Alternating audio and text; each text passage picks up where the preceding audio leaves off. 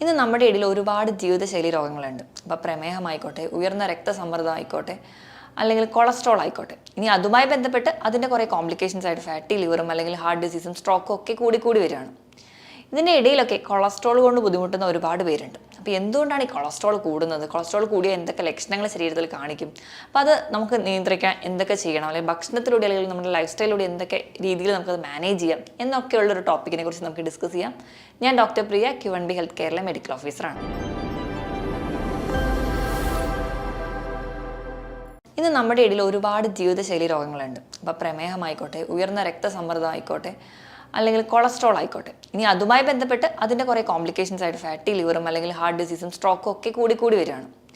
ഇതിൻ്റെ ഇടയിലൊക്കെ കൊളസ്ട്രോൾ കൊണ്ട് ബുദ്ധിമുട്ടുന്ന ഒരുപാട് പേരുണ്ട്. അപ്പോൾ എന്തുകൊണ്ടാണ് ഈ കൊളസ്ട്രോൾ കൂടുന്നത്? കൊളസ്ട്രോൾ കൂടിയ എന്തൊക്കെ ലക്ഷണങ്ങൾ ശരീരത്തിൽ കാണിക്കും? അപ്പോൾ അത് നമുക്ക് നിയന്ത്രിക്കാൻ എന്തൊക്കെ ചെയ്യണം, അല്ലെങ്കിൽ ഭക്ഷണത്തിലൂടെ അല്ലെങ്കിൽ നമ്മുടെ ലൈഫ് സ്റ്റൈലിലൂടെ എന്തൊക്കെ രീതിയിൽ നമുക്കത് മാനേജ് ചെയ്യാം എന്നൊക്കെയുള്ളൊരു ടോപ്പിക്കിനെ കുറിച്ച് നമുക്ക് ഡിസ്കസ് ചെയ്യാം.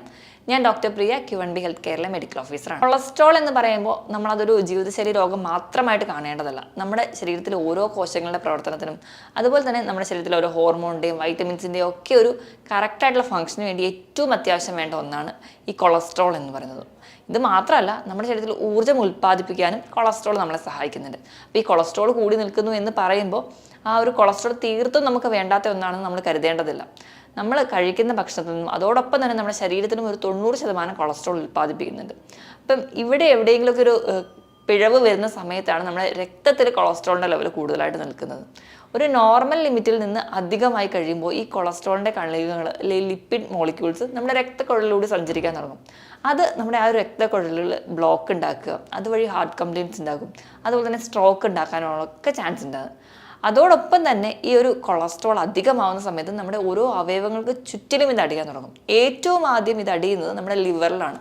അതുകൊണ്ടാണ് ഇന്ന് നമ്മൾ നോക്കുകയാണെങ്കിൽ ഒരു 35 വയസ്സിന് മുകളിലുള്ള മിക്ക ആൾക്കാർക്ക് സ്കാൻ ചെയ്താണ് ഗ്രേഡ് 1 ഫാറ്റി ലിവറെങ്കിലും കാണുന്നത്. ഇതിൽ ഗ്രേഡ് 1 ഗ്രേഡ് 2 അങ്ങനെ കൂടി പോകുന്നത് നമുക്ക് കാണാൻ പറ്റുന്ന ഒന്നാണ്. അതിന് പ്രധാന കാരണവും നമ്മൾ ഈ കൊളസ്ട്രോൾ രക്തത്തിൽ കൂടുതലായിട്ട് നിൽക്കുകയും അതോടൊപ്പം ഇത് അവയവങ്ങളുടെ ഡിപ്പോസിഷൻ നടക്കുന്നത് കൊണ്ടാണ്.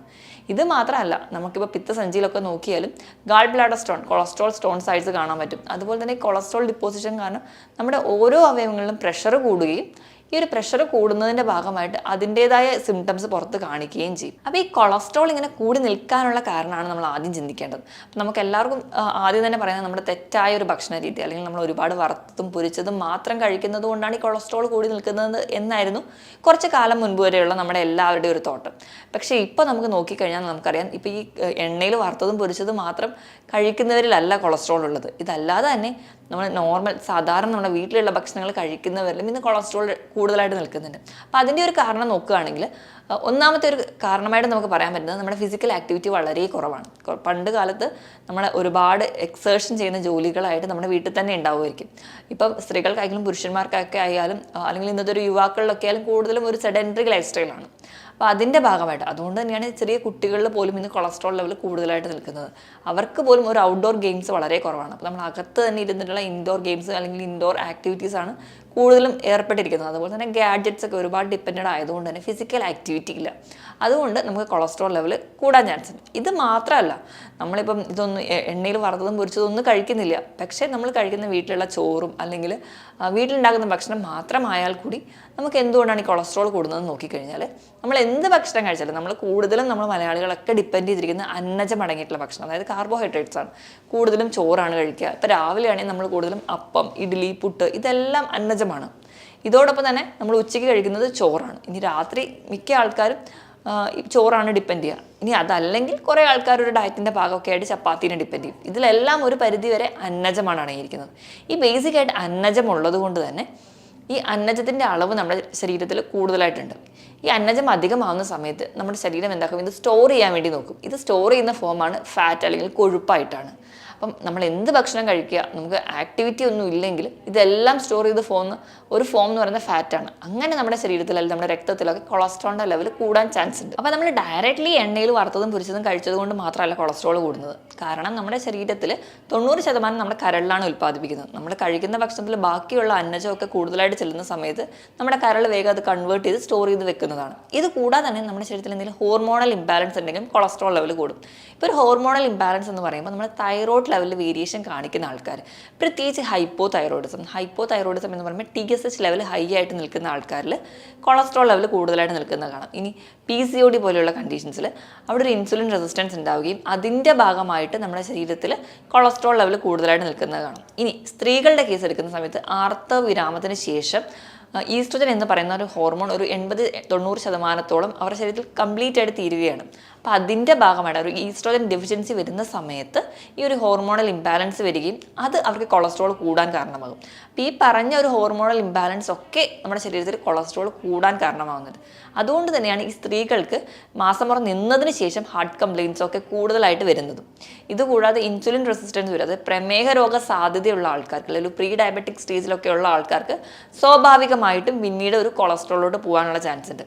ഇനി ഇതല്ലാതെ തന്നെ പാരമ്പര്യമായിട്ട് കൊളസ്ട്രോൾ കൂടാനുള്ള ചില ആൾക്കാരുടെ ശരീര പ്രകൃതി അങ്ങനെയായിരിക്കും, അവരുടെ ലിവറിൽ ഒരുപാട് കൊളസ്ട്രോൾ ഉൽപ്പാദനം നടക്കുന്നവരുണ്ടാവും. അപ്പം അങ്ങനെയുള്ള ആൾക്കാരിൽ പാരമ്പര്യമായിട്ട് കാണാറുണ്ട്. ഇനി ഒരുപാട് സ്ട്രെസ്സോ ടെൻഷനോ ഒക്കെ അനുഭവിക്കുന്ന ആൾക്കാരാണെങ്കിൽ സ്ട്രെസ് ഉണ്ടാകുമ്പോൾ സ്വാഭാവികമായിട്ട് സ്ട്രെസ് ഹോർമോൺ ആയിട്ടുള്ള കോർട്ടിസോളിൻ്റെ അളവ് നമ്മുടെ രക്തത്തിൽ കൂടും. കോർട്ടിസോൾ ഹോർമോൺ കൂടുന്ന സമയത്ത് അതും വീണ്ടും കൊളസ്ട്രോളിൻ്റെ ലെവൽ കൂടാൻ കാരണമാകുന്നത്. അപ്പോൾ ഇങ്ങനെ സ്ട്രെസ്സും ടെൻഷനൊക്കെ ഉള്ള ആൾക്കാർക്കും സ്വാഭാവികമായിട്ട് കൊളസ്ട്രോൾ ലെവൽ കൂടാറുണ്ട്. അപ്പോൾ ഇതൊക്കെയാണ് പ്രധാനമായിട്ടും കൊളസ്ട്രോളിൻ്റെ ലെവൽ കൂടുതലായിട്ട് നിൽക്കാനുള്ള കാരണങ്ങൾ. ഇനി ഇത് ശരീരത്തിൽ കൂടിക്കഴിഞ്ഞാൽ എന്തൊക്കെ ലക്ഷണങ്ങളായിട്ടാണ് കാണിക്കുക എന്ന് നോക്കാം.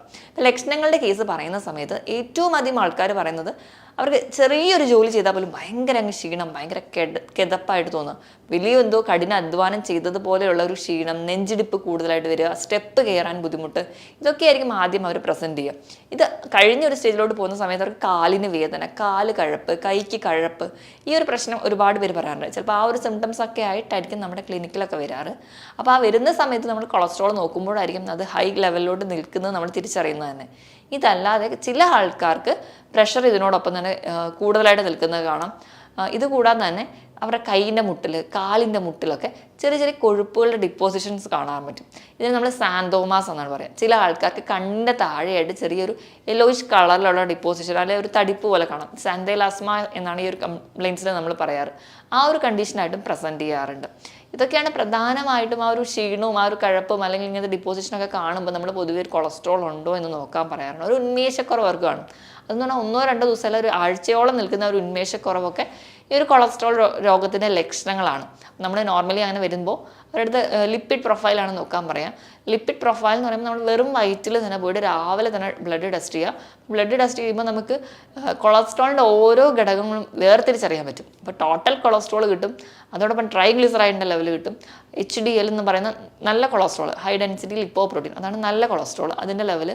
ലോ ഡെൻസിറ്റി ലിപ്പോ പ്രോട്ടീനാണ് LDL, അത് ചീത്ത കൊളസ്ട്രോളാണ്. ആ ഒരു ലെവലും അതുപോലെ തന്നെ VLDL എന്ന് പറഞ്ഞ ചീത്ത കൊളസ്ട്രോളിൻ്റെ ലെവലും വേർതിരിച്ചറിയാൻ പറ്റും. അപ്പോൾ വേർതിരിച്ചറിയുമ്പോൾ ഒരു ഗുണങ്ങൾ, ഈ LDL എന്ന് പറഞ്ഞാൽ നമ്മുടെ രക്തത്തിൽ കൊളസ്ട്രോളിൻ്റെ ഡിപ്പോസിഷന് സഹായിക്കുന്ന ഒരു ഘടകമാണ്. അതായത് LDL കൂടി നിന്നാൽ നമുക്ക് ഹൃദ്രോഗ സാധ്യതയോ അത് സ്ട്രോക്കിനൊക്കെയുള്ള ചാൻസ് വളരെ കൂടും. ഇനി HDLൻ്റെ കേസ് എടുക്കുകയാണെങ്കിൽ HDL ആണ് ഈ കൊഴുപ്പ് അടിയുന്നുണ്ടെങ്കിൽ അതിനെ മാക്സിമം പ്രിവെൻറ്റ് ചെയ്യാൻ വേണ്ടി സഹായിക്കുന്ന ഒന്നാണ് HDL. അപ്പോൾ നമ്മളെല്ലാവരും നോക്കുമ്പോൾ ആ ഒരു ലെവൽ വെരിഫൈ ചെയ്യുന്ന സമയത്ത് പല ആൾക്കാർക്കും LDL ലെവൽ വളരെ അധികമാണ്, അതുപോലെ തന്നെ HDL ലെവൽ വളരെ കുറവായിരിക്കും. അപ്പോൾ ഇങ്ങനെ വരുന്ന കേസിൽ നമ്മൾ ഏറ്റവും ആദ്യം അല്ലെങ്കിൽ പ്രിഫറൻസ് കൊടുക്കേണ്ടത് HDL എങ്ങനെ കൂട്ടാം എന്നുള്ളതായിരിക്കണം. കാരണം HDL ലെവൽ കൂട്ടിക്കഴിഞ്ഞാൽ നമുക്ക് അത്രയധികം പ്രൊട്ടക്ഷൻ കിട്ടും. അപ്പം LDL കൂടുതലായിട്ട് നിൽക്കുകയാണെങ്കിൽ നമ്മൾ HDL ലെവലിൽ ഭയങ്കരമായിട്ട് ഫോക്കസ് ചെയ്യുക, HDL മാക്സിമം കൂട്ടാൻ വേണ്ടിയാണ് ശ്രമിക്കേണ്ടത്. ഇനി നമുക്ക് കൊളസ്ട്രോളിൻ്റെ മാനേജ്മെൻറ്റ് സൈഡിലേക്ക് നോക്കാം. അപ്പോൾ മാനേജ്മെൻറ്റ് സൈഡിലോട്ട് നോക്കുമ്പോൾ നമുക്ക് എല്ലാവർക്കും അറിയുന്ന പോലെ ആദ്യം തന്നെ എണ്ണയിൽ വറുത്തതും പൊരിച്ചതുമായിട്ടുള്ള ഭക്ഷണങ്ങൾ ഒഴിവാക്കുക. അതുപോലെ തന്നെ ജങ്ക് ഫുഡും പ്രോസസ്സ് ചെയ്ത ഭക്ഷണങ്ങൾ കഴിവതും കുറയ്ക്കുക. നമ്മൾ ചിപ്സോ മിക്സ്ചർ അല്ലെങ്കിൽ അങ്ങനെ എണ്ണയിൽ പൊരിക്കുന്ന ഭക്ഷണം ആയിക്കോട്ടെ, നമ്മൾ കുക്ക് ചെയ്യുന്ന സമയം നമ്മുടെ വീട്ടിലല്ല പുറത്തുനിന്നാണ് മേടിച്ച് കഴിക്കുന്നതെങ്കിൽ ആ ഓയിൽ തന്നെ റീകുക്ക് ചെയ്തുകൊണ്ടേയിരിക്കും. അപ്പോൾ അവിടെ ട്രാൻസ് ഫാറ്റ്സ് ഫോർമേഷനും ഒക്കെ നടക്കുന്നുണ്ട്. അതുകൊണ്ട് കഴിവതും അങ്ങനത്തെ ഭക്ഷണങ്ങൾ നിങ്ങൾ ഏറ്റവും ആദ്യം സ്റ്റോപ്പ് ചെയ്യുക. അപ്പം അത് മാത്രം ഒഴിവാക്കിയാൽ പോരാ. ഇനി രണ്ടാമതായിട്ട് നമ്മൾ ശ്രദ്ധിക്കേണ്ടത്, നമ്മളിതൊക്കെ മാറ്റി പക്ഷെ നമ്മൾ വീട്ടിലുള്ള ഭക്ഷണമാണ് കഴിക്കുന്നത്, നമ്മൾ അന്നജം അധികമായി കഴിക്കുന്ന ആൾക്കാരാണെങ്കിൽ അത് നിങ്ങൾ കുറച്ചുകൊണ്ട് വരിക. അപ്പോൾ അന്നജം അധികമായി കഴിക്കുക എന്ന് പറയുമ്പോൾ രാവിലെ നമ്മൾ എല്ലാവരും, കൂടുതൽ മലയാളികൾക്ക് രാവിലെ തന്നെ അപ്പം, പുട്ട്, ദോശ, ഇഡ്ഡലിയൊക്കെയാണ്. അത് അരി ഭക്ഷണമാണ്. ഉച്ചയ്ക്ക് എത്തിക്കഴിഞ്ഞാൽ അവിടെയും അരി ഭക്ഷണമാണ്. വൈകുന്നേരം എത്തിക്കഴിഞ്ഞാൽ ചില ആൾക്കാരൊക്കെ ചോറ് തന്നെ കഴിക്കുന്നവരാവാം, ചില ആൾക്കാർ ചപ്പാത്തിയിലോട്ട് പോകുന്നവരാവാം, ചില ആൾക്കാർ വീണ്ടും ഈ ദോശയെ പോലെയുള്ള ഭക്ഷണത്തിലോട്ട് പോകും. അപ്പോൾ ഇവയിലെല്ലാത്തിലും ഒരു അന്നജത്തിൻ്റെ അളവുണ്ട്. അപ്പം അന്നജം അധികം എത്തിക്കഴിഞ്ഞാൽ ഞാൻ ആദ്യം പറഞ്ഞതുപോലെ കൊഴുപ്പായിട്ട് കൺവേർട്ട് ചെയ്ത് സ്റ്റോർ ചെയ്യാൻ തുടങ്ങും. അപ്പം അത് കുറയ്ക്കാൻ വേണ്ടി അന്നജത്തിൻ്റെ അളവ് കുറയ്ക്കുക. അപ്പോൾ എല്ലാവർക്കും സംശയം ഉണ്ടാവും, പിന്നെ എന്ത് നമ്മൾ കഴിക്കും? എണ്ണ ഉപയോഗിക്കാൻ പറ്റില്ല, അതുപോലെ തന്നെ അന്നജവും കഴിക്കാൻ പറ്റില്ല. അപ്പോൾ നമ്മൾ നോക്കുകയാണെങ്കിൽ ഇതിനെല്ലാം റീപ്ലേസ് ചെയ്ത് നമുക്ക് പ്രോട്ടീൻസ് കഴിക്കാം. ഇപ്പോൾ പ്രോട്ടീൻ എങ്ങനെ കഴിക്കണം എന്ന് നോക്കിക്കഴിഞ്ഞാൽ, പ്രോട്ടീൻ എന്ന് പറയുമ്പോൾ അതിൽ നിങ്ങൾ ഒഴിവാക്കേണ്ട പ്രോട്ടീനാണ് റെഡ് മീറ്റ്. അതായത് പോത്തിറച്ചി, പന്നിയിറച്ചി, താറാവിറച്ചി, ഇതെല്ലാം റെഡ് മീറ്റാണ്. ഇത് നിങ്ങളൊന്ന് സ്റ്റോപ്പ് ചെയ്യുക. പകരം നിങ്ങൾക്ക് ചിക്കൻ കഴിക്കാം, അതുപോലെ തന്നെ മുട്ട കഴിക്കാവുന്നതാണ്. അതോടൊപ്പം തന്നെ വെജിറ്റബിൾ പ്രോട്ടീൻ ധാരാളമായി കഴിക്കാം. പയർ, കടല, പരിപ്പ്, ഗ്രീൻ പീസ്, കടല, ഇവയെല്ലാം വെജിറ്റബിൾ പ്രോട്ടീനാണ്. ഇതല്ലാതെ തന്നെ പനീർ, അതുപോലെ തന്നെ മഷ്റൂംസ് ഒക്കെ പ്രോട്ടീനാണ്. അപ്പോൾ ഇവയൊക്കെ നിങ്ങൾക്ക് റീപ്ലേസ് ചെയ്ത് കഴിക്കാവുന്നതാണ്. അപ്പോൾ പ്രോട്ടീൻ മാക്സിമം ഇൻക്ലൂഡ് ചെയ്യുക, അതുപോലെ തന്നെ കാർബ് കുറയ്ക്കുക. ഈ ഒരു സ്റ്റൈലിലായിരിക്കണം നിങ്ങളുടെ ഫുഡ് ഹാബിറ്റ്. അപ്പോൾ അതിന് വേണ്ടി ഞാനൊരു ഉദാഹരണം പറയുകയാണെങ്കിൽ, ഇപ്പം നമ്മൾ അന്നജം കുറച്ചിട്ട് കുറച്ചും കൂടി ഒരു കോംപ്ലിക്കേറ്റഡ് കാർബോഹൈഡ്രേറ്റ് അടങ്ങിയിട്ടുള്ള മില്ലറ്റ്സ് അല്ലെങ്കിൽ ചെറുധാന്യങ്ങളൊക്കെ ഉൾപ്പെടുത്താവുന്നതാണ്. ഇപ്പം മില്ലറ്റ്സിൻ്റെ അകത്ത് നമുക്ക് റാഗിയൊക്കെ ഉപയോഗിക്കാം. അപ്പം അങ്ങനെ വരുന്ന സമയത്ത് നമുക്ക് രാവിലെ റാഗിയുടെ പുട്ട്, അതിനോടൊപ്പം തന്നെ കടലക്കറി കഴിക്കുന്ന വേണ്ടി സെലക്ട് ചെയ്തെടുക്കാം. അപ്പം അങ്ങനെ കഴിക്കുമ്പോൾ പുട്ടിൻ്റെ അളവ് വളരെ കുറയ്ക്കുക, പകരം കടലക്കറി ധാരാളമായി കഴിക്കുക. അപ്പോൾ പ്രോട്ടീൻ്റെ റേഷ്യോ കുറച്ചുകൂടെ കൂടും. അങ്ങനെ പ്രോട്ടീൻ നിങ്ങൾക്ക് ബാലൻസ് ചെയ്യാം. ഇനി ഉച്ചക്കത്തെ ഒരു ലഞ്ച് എടുക്കുകയാണെങ്കിൽ ഒരു പിടി മാത്രം ചോറ് എടുക്കുക. അതും വെള്ള അരി ഉപയോഗിക്കാതിരിക്കുക, മാക്സിമം കുത്തരി ഉപയോഗിക്കുക. അപ്പോൾ കുത്തരി ആകുമ്പോൾ കുറച്ച് ഫൈബറൊക്കെ ഉണ്ട്. അപ്പോൾ ഈ ഫൈബർ നമുക്ക് ഡൈജസ്റ്റ് ചെയ്യാൻ കുറച്ച് സമയം എടുക്കും, കുറച്ചുകൂടെ എനർജി വേണം. അപ്പോൾ അതിനുവേണ്ടി നമ്മുടെ ശരീരത്തിലുള്ള ഫാറ്റ് യൂസ് ചെയ്യും. അപ്പോൾ അവിടെയും നമുക്കൊരു ഫാറ്റ് ബേണിംഗ് നടത്താൻ പറ്റും. അപ്പോൾ അതിന് വേണ്ടിയിട്ട് നിങ്ങൾ കുത്തരി എടുക്കുക, അതൊരു പിടി മാത്രം എടുക്കുക. പകരം അതിനോടൊപ്പം തന്നെ ധാരാളം കറികൾ കഴിക്കുക. കറികൾ എന്ന് പറയുമ്പോൾ ഇലക്കറികൾ നിർബന്ധമായിട്ടും കഴിക്കുക. അപ്പോൾ ഇലക്കറികളിൽ ധാരാളം ഫൈബർ അടങ്ങിയിട്ടുണ്ട്. ഈ ഫൈബർ നമുക്കൊരു പരിധി വരെ കൊളസ്ട്രോളിൻ്റെ ലെവൽ കുറയ്ക്കാൻ സഹായിക്കുന്നതാണ്. ഇതല്ലാതെ തന്നെ ഫൈബറിനോടൊപ്പം തന്നെ നമുക്ക് എന്തെങ്കിലും ഒരു അവിയൽ അല്ലെങ്കിൽ ധാരാളം പച്ചക്കറികളൊക്കെ ഇട്ട് അവിയൽ വെക്കാം. അവിടെയും ഫൈബേഴ്സും അതുപോലെ തന്നെ വൈറ്റമിൻസും ന്യൂട്രിയൻസ് ഒക്കെ നമുക്ക് കിട്ടും. ഇനി ഒരു പ്രോട്ടീനിന് വേണ്ടി മീൻ തിരഞ്ഞെടുക്കാം അല്ലെങ്കിൽ ചിക്കൻ തിരഞ്ഞെടുക്കാം. ഇവ കറി വെച്ച് മാത്രം കഴിക്കുക. ചെറിയ മത്സ്യങ്ങളാണ് ഏറ്റവും ബെസ്റ്റ്. ഈ കൊളസ്ട്രോൾ ഉള്ള ആൾക്കാർ മാക്സിമം ഈ കക്ക, ഞണ്ട് അല്ലെങ്കിൽ തോടുള്ള മത്സ്യങ്ങൾ കഴിവതും ഒഴിവാക്കുക. പകരം ചെറിയ മത്സ്യങ്ങൾ, അതിലൊക്കെ ഒമേഗ 3 ഫാറ്റി ആസിഡ്സ് ഉണ്ട്. അപ്പോൾ അതുവഴി നമുക്ക് കൊളസ്ട്രോൾ കുറയ്ക്കാൻ പറ്റും. ഇനി ഇതിനോടൊപ്പം തന്നെ നിങ്ങൾക്ക് എന്തെങ്കിലും ഒരു ബൗൾ സാലഡോ ഫ്രൂട്ട്സോ എന്തെങ്കിലുമൊക്കെ കഴിക്കുകയാണെങ്കിൽ അതൊരു നല്ല ഫില്ലിംഗ് ആയിരിക്കും. അപ്പോൾ അങ്ങനെ ഒരു രീതിയിൽ പ്ലേറ്റ് സെറ്റ് ചെയ്യുക. ഇതിനിടയിൽ 11 മണിക്ക് ഒരു ചായയും കടിയും കഴിക്കുന്ന ശീലമുള്ളവരാണെങ്കിൽ ആ ഒരു എണ്ണക്കടി ഒഴിവാക്കിയിട്ട് അതിന് പകരം ഒരു പിടി നട്ട്സ് ഇൻക്ലൂഡ് ചെയ്യുക, അല്ലെങ്കിൽ അതിനോടൊപ്പം തന്നെ സീഡ്സ് ഇൻക്ലൂഡ് ചെയ്യുക. അപ്പോൾ ഈ നട്ട്സിൽ എന്നും സ്ഥിരമായിട്ട് ഒരു 5 ബദാമെങ്കിലും കഴിക്കാൻ വേണ്ടി ശ്രദ്ധിക്കുക. കാഷ്യൂവിൻ്റെ അളവ് കുറച്ച് കുറയ്ക്കാൻ വേണ്ടി ശ്രദ്ധിക്കുക. അതോടൊപ്പം തന്നെ നിങ്ങൾക്ക് വാൽനട്ട്സോ അല്ലെങ്കിൽ അങ്ങനെയുള്ള നട്ട്സുകളൊക്കെ ഇൻക്ലൂഡ് ചെയ്യാം. പിന്നെ സീഡ്സും ഇതുപോലത്തെ ഇൻക്ലൂഡ് ചെയ്യാവുന്നതാണ്. ഇപ്പോൾ പംകിൻ സീഡ് അല്ലെങ്കിൽ മത്തൻ കുരു, ചിയ സീഡ്, ഫ്ലാക്സ് സീഡ്, ഇവയൊക്കെ ഒമേഗ 3 ഫാറ്റി ആസിഡ്സ് റിച്ച് ആയിട്ടുള്ളതാണ്. അപ്പോൾ ഇവയൊക്കെ കഴിക്കുകയാണെങ്കിൽ നമുക്ക് നല്ലൊരു ഫില്ലിങ്ങുമാണ്. നമുക്ക് ഒമേഗ 3 ഫാറ്റി ആസിഡ് സപ്ലൈ ചെയ്യുന്നതുകൊണ്ട് തന്നെ HDL ലെവൽ കൂട്ടാനും LDLും VLDL ലെവൽ കുറയ്ക്കാനും സഹായിക്കും. ഇനി വൈകുന്നേരത്തെ ചായയുടെ കേസിൽ ആ ഒരു ടൈമിൽ ചായ മാറ്റിയിട്ട് അപ്പോൾ ഏതെങ്കിലും ഒരു ഫ്രൂട്ട് നിങ്ങൾക്ക് കഴിക്കാവുന്നതാണ്, അല്ലെങ്കിൽ ഒരു ഏത്തപ്പഴം, അങ്ങനത്തെ ഒരു രീതിയിൽ കൊണ്ടുവരിക. അങ്ങനെ ഏതെങ്കിലും ഒരു ഫ്രൂട്ടോ അല്ലെങ്കിൽ ഏതെങ്കിലും ഒരു ബൗൾ സാലഡോ അങ്ങനെയൊക്കെ കഴിക്കാൻ നോക്കുക. ഇനി ഡിന്നറിൻ്റെ കേസിലോട് വരുന്ന സമയത്ത് ഡിന്നർ ഒരു 7 മണിക്കെങ്കിലും കഴിക്കുക. ഡിന്നറിലാണെങ്കിൽ നമുക്ക് ഓട്സ് പ്രിഫർ ചെയ്യാം. എപ്പോഴും ഹോൾ ഗ്രെയിൻ ഓട്സ് അല്ലെങ്കിൽ സ്റ്റീൽ കട്ട് ഓട്സ് എടുക്കുക. ഓട്സ് കൊണ്ട് വല്ല ഉപ്പുമാവൊക്കെ ഉണ്ടാക്കി ധാരാളം വെജിറ്റബിൾസും കൂടെ ആഡ് ചെയ്യുമ്പോൾ നല്ലൊരു ഫില്ലിംഗ് ആയിട്ട് അവിടെ നിങ്ങൾക്ക് കഴിക്കാം. അല്ലെങ്കിൽ നിങ്ങൾക്ക് ആ ഒരു ടൈമിൽ വേണമെങ്കിൽ ഒരു ബൗൾ സാലഡ് ആകാം, അല്ലെങ്കിൽ മുളപ്പിച്ച ചെറുപയറൊക്കെ കഴിക്കാം. അതൊരു സാലഡായിട്ട് പ്രിപ്പയർ ചെയ്തെടുക്കാം. അപ്പോൾ അവിടെയൊക്കെ പ്രോട്ടീനാണ് നമ്മൾ റീപ്ലേസ് ചെയ്യുന്നത്. അതുകൊണ്ട് തന്നെ അവിടെ ഒരു കൊളസ്ട്രോൾ ലെവൽ കുറച്ചുകൊണ്ട് വരാൻ പറ്റും. അപ്പോൾ ഈ ഒരു രീതിയിലാണ് നമ്മുടെ ഫുഡ് സ്റ്റൈലെങ്കിൽ നമുക്ക് ഒരു പരിധി വരെ കൊളസ്ട്രോൾ ലെവൽ കുറയ്ക്കാൻ പറ്റും. ഇനി ഇതല്ലാതെ തന്നെ നമ്മൾ നിർബന്ധമായിട്ടും ഈ കൊളസ്ട്രോൾ ഉള്ള ആൾക്കാർക്ക് കഴിക്കാൻ പറ്റുന്ന ചില ഫുഡ്സ് നമുക്ക് നോക്കാം. അങ്ങനെ നോക്കുകയാണെങ്കിൽ ഇപ്പോൾ ഫ്രൂട്ടിൻ്റെ കേസിലാണെങ്കിൽ സ്ട്രോബെറി, അവോക്കാഡോ അല്ലെങ്കിൽ ബട്ടർ ഫ്രൂട്ടിയൊക്കെ കഴിക്കുന്നത് ഒമേഗ 3 ഫാറ്റി ആസിഡ് സപ്ലൈ ചെയ്യുകയും HDL ലെവൽ കൂട്ടാനും സഹായിക്കുന്ന ഒന്നാണ്. നട്ട്സിൻ്റെ കേസിൽ നിർബന്ധമായിട്ടും ബദാം കഴിക്കുക. ദിവസവും ഒരു 5 ബദാമെങ്കിലും നിർബന്ധമായി തന്നെ കഴിക്കുക. ഇനി അല്ലാതെ തന്നെ ചീര കഴിക്കുക. അതോടൊപ്പം തന്നെ ഏറ്റവും ഇമ്പോർട്ടൻ്റ് ആയിട്ട് ധാന്യങ്ങൾ പറയാവുന്ന ഒന്നാണ് മുതിര തോരൻ വെച്ചിട്ടൊക്കെ നമ്മൾ ദിവസവും കഴിക്കുന്നത് വളരെ നല്ലതാണ്.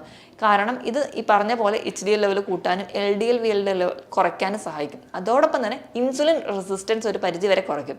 അപ്പോൾ ഇൻസുലിൻ റെസിസ്റ്റൻസ് കുറയ്ക്കുമ്പോൾ അതുവഴി നമുക്ക് ഒമേഗ 3 ഫാറ്റി ആസിഡ്സും കൂടി ഉണ്ട്. അപ്പോൾ ഇൻസുലിൻ റെസിസ്റ്റൻസ് കൂടി കുറയ്ക്കുന്നത് വഴി നമുക്ക് പ്രമേഹ രോഗ സാധ്യതയും അതോടൊപ്പം തന്നെ കൊളസ്ട്രോൾ ലെവലും മെയിൻറ്റെയിൻ ചെയ്യാൻ പറ്റും. അപ്പം ഈ പറഞ്ഞ ഈ ഒരു ഭക്ഷണ പദാർത്ഥങ്ങൾ നിങ്ങൾ കഴിവതും കഴിക്കുക. ഇതോടൊപ്പം തന്നെ വൈറ്റമിൻ C അടങ്ങിയിട്ടുള്ള ഭക്ഷണങ്ങൾ, ഇപ്പം നാരങ്ങ, നെല്ലിക്ക അല്ലെങ്കിൽ പുളിയുള്ള ഫ്രൂട്ട്സ് ഒക്കെ കഴിക്കുന്ന സമയത്ത് ഇതുപോലെ തന്നെ നമുക്ക് ഒരു പരിധിവരെ കൊളസ്ട്രോളിൻ്റെ ഒരു ഓക്സിഡേഷൻ പ്രോസസ്സ് നമുക്ക് തടയാനും അതുവഴി നമുക്ക് കൊളസ്ട്രോൾ ലെവൽ കൂടുന്നത് കൺട്രോൾ ചെയ്യാനും പറ്റും. അപ്പോൾ ഇങ്ങനത്തെ ഒരു രീതിയിൽ നമ്മുടെ ഫുഡ് സ്റ്റൈൽ കൊണ്ടുവരിക. ഇതോടൊപ്പം തന്നെ വ്യായാമം വളരെ ഇമ്പോർട്ടൻ്റ് ആണ്. ഇപ്പോൾ വ്യായാമത്തിൻ്റെ കേസ് പറയുകയാണെങ്കിൽ ഒരു 1/2 മുതൽ 3/4 മണിക്കൂർ വരെ ദിവസവും വ്യായാമം ചെയ്യുക. ഈ വ്യായാമം ചെയ്യുമ്പോൾ ചുമ്മാ അങ്ങ് നടക്കാൻ പോയെന്നല്ല, ഒരു ജോഗിങ്ങിലോട്ട് വരണം. നമ്മളൊരു എനർജി ലോസ് അല്ലെങ്കിൽ ഫാറ്റ് ബേൺ ചെയ്യാൻ വേണ്ടി ജോഗിങ് തിരഞ്ഞെടുക്കുക. കുറച്ച് ധൃതിയിൽ എന്തെങ്കിലും ജോലി ചെയ്യുന്ന രീതിയിലുള്ള തരത്തിലുള്ള വ്യായാമങ്ങൾ ചെയ്യുക. നീന്തൽ, സൈക്ലിംഗ്, ഇതൊക്കെ ബെസ്റ്റാണ്. അപ്പോൾ നമുക്ക് ഒരു എന്താ പറയുക, ഒരു ഫാറ്റ് ബേൺ ചെയ്യാൻ വേണ്ടിയിട്ട് നമ്മുടെ കുറച്ചൊരു റെസിസ്റ്റൻറ്റ് എക്സസൈസുകൾ, അല്ലെങ്കിൽ ജിമ്മിലൊക്കെ പോയിട്ട് വെയിറ്റ് ലിഫ്റ്റ് ചെയ്യുക, അല്ലെങ്കിൽ റെസിസ്റ്റൻറ്റ്, നമ്മുടെ ബോഡി റെസിസ്റ്റൻറ്റ് ചെയ്യുന്ന എക്സസൈസുകൾ, ഇതൊക്കെ ചെയ്യുകയാണെങ്കിൽ ഒരു പരിധി വരെ നമുക്ക് ഫാറ്റ് ബേണിങ് നടക്കുകയും നമ്മുടെ കൊളസ്ട്രോൾ ലെവൽ കുറച്ചുകൊണ്ട് വരാനും പറ്റും. അപ്പം വ്യായാമം, അതിനോടൊപ്പം തന്നെ ഭക്ഷണ രീതി, ഇത് രണ്ടും കൺട്രോൾ ചെയ്യണം. ഇനി നമ്മൾ നോക്കുകയാണെങ്കിൽ ഒരു 40 വയസ്സിന് താഴെയുള്ള ആൾക്കാരാണെങ്കിൽ ഒരു ഭക്ഷണ നിയന്ത്രണവും അതുപോലെ തന്നെ വ്യായാമത്തിലൂടെ ഒരു പരിധി വരെ നമുക്ക് കൊളസ്ട്രോൾ കുറച്ചുകൊണ്ട് വരാം. പക്ഷേ ഒരു 45 വയസ്സൊക്കെ ആകുന്ന സമയത്ത് കൊളസ്ട്രോൾ ലെവൽ കൺട്രോൾഡ് ആവാതെ വരികയാണെങ്കിൽ നമ്മൾ അതിനോടൊപ്പം തന്നെ ഒരു ഡോക്ടറുടെ കൺസൾട്ടേഷൻ കൂടി വേണം. കാരണം ഇങ്ങനെയുള്ള ആൾക്കാർക്ക് വ്യായാമത്തിലൂടെ മാത്രം അവരുടെ ബോഡി വെയിറ്റ് കൺട്രോൾ ചെയ്യാനോ അല്ലെങ്കിൽ അവർക്ക് ആ ഒരു കൊളസ്ട്രോൾ ലെവൽ കൺട്രോൾ ചെയ്യാനോ പറ്റില്ല. കാരണം അവരുടെ മെറ്റബോളിക് റേറ്റ് അവിടെ ഭയങ്കര കുറവായിരിക്കും. അപ്പോൾ അങ്ങനെയുള്ള ആൾക്കാർ കറക്റ്റായിട്ടുള്ള ഒരു ഡോക്ടറെ കൺസൾട്ടേഷൻ വേണം. അപ്പോൾ മെഡിസിനോടൊപ്പം തന്നെ ലൈഫ് സ്റ്റൈൽ മോഡിഫിക്കേഷനും കൂടി ആകുമ്പോൾ ഈസി ആയിട്ട് കൊളസ്ട്രോൾ കൺട്രോൾ ചെയ്യാൻ പറ്റും. അപ്പോൾ ഈ പറഞ്ഞ രീതിയിലൊക്കെ നമ്മൾ ചെയ്യുക. അതോടൊപ്പം തന്നെ നമുക്ക് ഈ ഒരു കൊളസ്ട്രോളിൻ്റെ കോംപ്ലിക്കേഷൻസ് നോക്കിക്കഴിഞ്ഞാൽ സ്ട്രോക്ക്, ഹാർട്ട് ഡിസീസ് ഒക്കെ ഉണ്ടാവാനുള്ള ചാൻസ് ഉണ്ട്. അപ്പോൾ നമ്മൾ തുടക്കത്തിലേ തന്നെ നമ്മൾ ട്രീറ്റ് ചെയ്യുകയാണെങ്കിൽ എനിക്ക് ഈസി ആയിട്ട് കൺട്രോൾ ചെയ്യാൻ പറ്റുന്ന ഒരു കണ്ടീഷനാണ്. ഞാൻ ഈ പറഞ്ഞ കാര്യത്തിൽ എന്തെങ്കിലും ഡൗട്ട് ഉണ്ടെങ്കിൽ താഴെ കാണുന്ന നമ്പറിൽ കോൺടാക്ട് ചെയ്യാം. മറ്റൊരു ഹെൽത്ത് ടോപ്പിക്കുമായിട്ട് വീണ്ടും കാണുന്നത് വരെ നന്ദി.